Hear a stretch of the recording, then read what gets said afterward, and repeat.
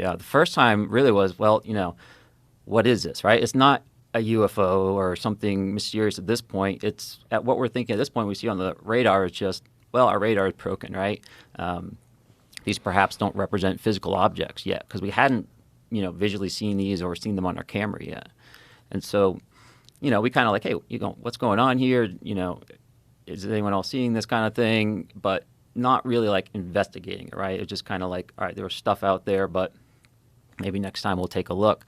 But the way our systems work, when we have all these contacts on our radar, and if we kind of just select one out with our little cursor there, all our sensors go to it. Our FLIR goes to it, which is our camera system. All our weapons, they have like their own little eyes in some sense, and they all look in that direction.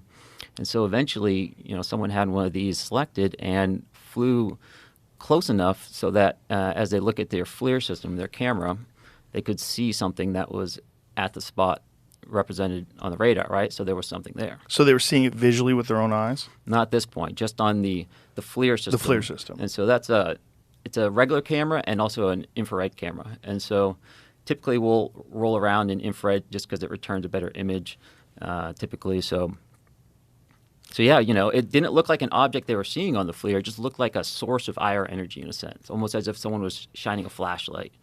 But something had to be there to be reflecting that energy or creating it.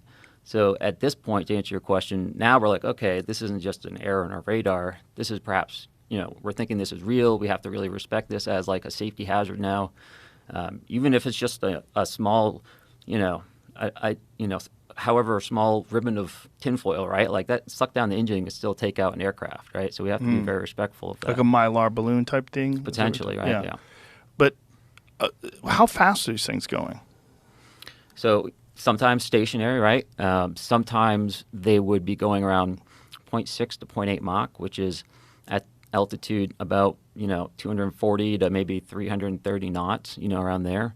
So somewhere in the range of an airplane. Yeah, a fighter aircraft would be kind of flying around at those airspeeds, except sometimes they would be perfectly stationary as well. Right.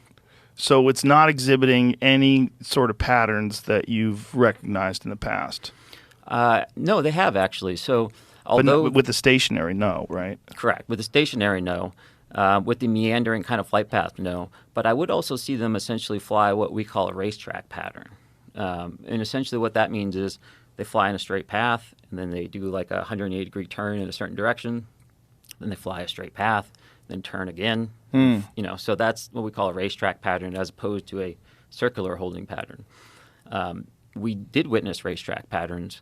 In fact, I think there's been some cases off the West Coast just the past couple of weeks where people have also been observing objects flying in racetrack patterns high at altitude with lights.